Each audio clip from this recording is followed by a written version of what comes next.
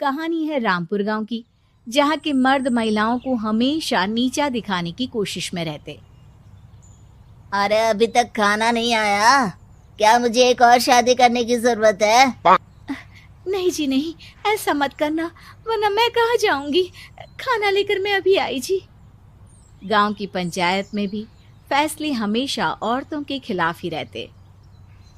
मैं जो फैसला सुनाता हूँ वो भगवान की आज्ञा होती है। इस लड़के ने अपने मन से शादी करके अच्छा नहीं किया।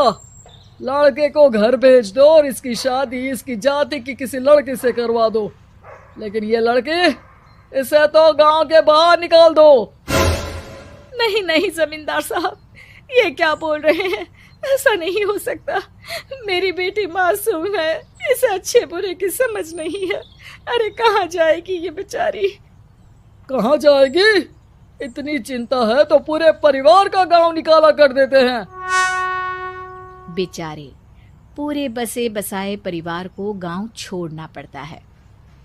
चाहे जो हो, अगर बेटियों को कंट्रोल नहीं कर सकते तो गांव में रहने का कोई मतलब नहीं है। यहाँ औरतों को दब कर रहना होगा। कोई भी अपने हिसाब से कुछ नहीं कर सकता, सब ईश्वर की मर्जी से ही होगा। तभी गांव का एक आदमी दौड़ा दौड़ा आता है। सरपंच साहब, जमींदार साहब, वो कालिया है ना, उसकी बेटी पढ़ने के लिए शहर जा रही है। अच्छा, ये कब हो गया? और कालिया की हिम्मत कैसे हो गई ऐसा करने की? लेकर आओ उसे और उसकी बेटी को। बस फिर क्या था, हाजिर हो जाते हैं कालिया और उसकी बेटी सरपंच के सामने। और कालिया, ये क्या सुनने में आ रहा है? बेटी को इंजीनियर बना रहा है तू? और ये बता, गांव में तो स्कूल नहीं है, फिर कहां से इतनी क्लास पास कर गई तेरी बेटी? राधा, जो कि कालिया की बेटी है, उसे लगता है कि सरपंच उसकी तारीफ कर रहे हैं। सरपंच जी, मैंने ऑनलाइन पढ़ाई की है, डिस्टेंस लर्निंग से। सभी में मैंने अच्छे नंबर पाए हैं, जिसे देखते हुए शहर की इंजीनियरिंग कॉलेज में मुझे स्कॉलरशिप मिली है। वाह जी वाह, क्या होती है ये? पहले तो ये बताओ, फिर आगे की बात करते हैं। पूरा गांव राधा की बात सुन रहा था और राधा बोलती जा रही थी। तो ऐसे मैं फ्री में एक अच्छी शिक्षा लेकर गांव में जो कुछ परेशानियां हैं, जैसे बिजली, पानी और इंटरनेट जैसी समस्याओं के लिए काम करूंगी। मैं गांव को शहर से जोड़ने के लिए पुल का निर्माण करवाने का प्रस्ताव रखूंगी। मुझे पूरी उम्मीद है कि जल्द ही हमारा गांव भी तरक्की की राह पर चल पड़ेगा। राधा की बात सुनकर सारे गांव वाले ताली बजाने लगते हैं। सरपंच को समझ नहीं आता कि वो क्या करे। चुप रह नादान लड़की, गांव के खिलाफ जाने के लिए तुझे गांव से बेदखल कर दिया जाएगा, वो भी पूरे परिवार के साथ। और हाँ, अगर ठीक से गांव में रहना चाहती है तो ये पढ़ाई लिखाई छोड़ दे। हम तेरे लिए गांव का कोई होनहार लड़का देखेंगे। तभी गांव का एक आदमी बोल पड़ता है। अरे नहीं नहीं सरपंच जी, राधा बिटिया जो बता रही है, अगर वैसा हो जाए तो हम लोगों को पैसा कमाने के लिए बाहर नहीं जाना पड़ेगा। हाँ जी, और ना ही कोसों दूर पानी के लिए भटकना पड़ेगा। हमारे बच्चे भी अच्छी पढ़ाई कर सकेंगे और आगे बढ़ेंगे, ना कि हमारी तरह खेती करते बैठेंगे। क्यों गांव वालों, राधा बिटिया का साथ देना चाहिए ना।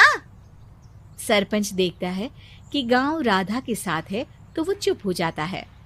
वो घर आकर अपने सलाहकार से बात करता है, जो बहुत ही चालाक किस्म का इंसान होता है। अरे सरपंच साहब, आपको बहुत ही होशियारी से काम लेना पड़ेगा। एक बार गांव तरक्की कर गया, यहाँ के बालक पढ़ लिए तो कोई ना पूछेगा आपको। और फिर ये जो बेटा और बेटी है ना आपके, इनको भी आम लोगों की तरह ही जीवन जीना होगा। हाँ, लेकिन करे तो क्या करे? वो ना आप मुझ पर छोड़ दीजिए, बस मैं जैसा बोलूं करते जाइए। अगले रोज सुबह जब गांव वाले सोकर उठते हैं तो राधा के घर के बाहर और साथ ही वो लोग जिन्होंने राधा का सपोर्ट किया था, उनके घर के आगे लाल रंग से कल आऊंगी लिखा होता है। कल आऊंगी, यह क्या होता है? अरे यह तो खून से लिखा है, लगता है कोई भूत प्रेत या चुड़ैल का साया है। चलो सरपंच जी के पास चलते हैं। सभी सरपंच के पास जाकर उसे सारी बात बताते हैं। अरे ये तो बड़ी मुश्किल की बात है। चलो मैं एक बाबा को जानता हूँ, उन्हें बुला लेता हूँ। सरपंच बाबा को लेकर गांव के घर के बाहर जाता है। ओहो, तो ये वो चुड़ैल है जो उन लोगों को निशाना बनाते हैं जो गांव को बदलने का सपना देखते हैं। वो गांव को ऐसे ही संपन्न देखना चाहती है। वो नहीं चाहती कि कोई बाहरी यहाँ का कायाकल्प करे। क्या तुम लोगों में से किसी ने गांव को बदलने की सोच रखी है? तभी राधा की माँ रोते रोते आती है।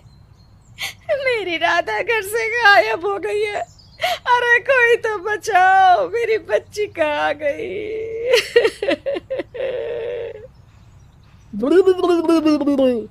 ले गई वो चुड़ैल, तेरी बच्ची को ले गई। अब वो उसे श्रापित करके छोड़ेगी, उस पर चुड़ैल का साया हो जाएगा। तभी बुरी सी हालत में राधा भी वहां आ जाती है। उसके बाल चुड़ैल की तरह फैले होते हैं और कपड़ों में खून लगा होता है। सभी राधा को देखकर डर जाते हैं।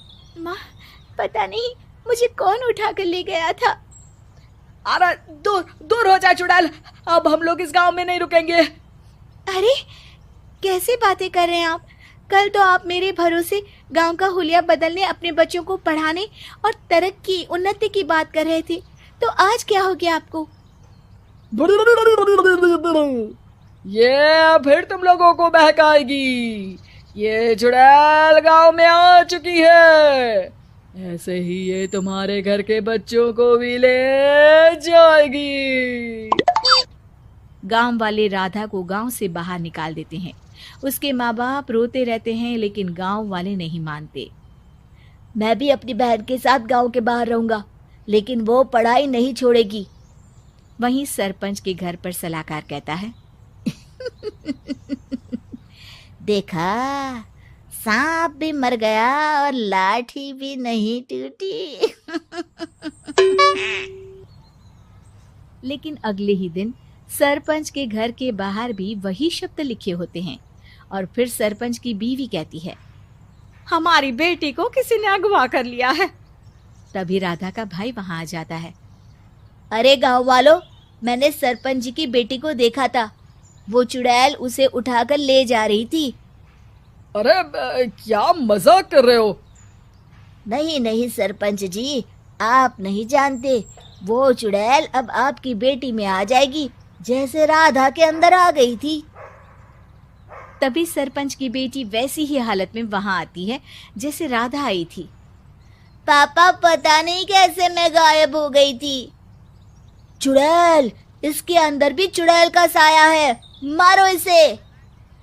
अरे नहीं नहीं, इसे भी राधा के पास गांव के बाहर ही भेज दो। अरे चुप रहो, मेरी बेटी कहीं नहीं जाएगी और चुड़ैल वुड़ैल कुछ नहीं होता है। अरे कैसे बात कर रहे हो सरपंच जी? आप तो बोल रहे थे कि आपका फैसला भगवान का ज्ञान होता है, तो अपने पर बात आई तो अब आप ऐसे बोल रहे हैं। अरे ना ना ना, आपको अपनी बेटी को त्यागना ही होगा। अरे बुलाओ बाबा को। राधा का भाई बाबा को ले आता है, जिसे अब गांव वालों के डर के कारण सच बोलना पड़ता है। मैं कोई बाबा नहीं हूँ, मैं तो मोची था। ये सलाहकार महोदय ने मुझे कहा था एक्टिंग करने को। अब वो मुझे पैसे देने वाले हैं। अब मुझे माफ कर दो। गलती हो गई, मुझे माफ कर दो। तभी वहां राधा आ जाती है। देखा सरपंच जी, जब गांव के बच्चे साक्षर होंगे तो आप जैसे लोगों की चालाकी नहीं चलेगी।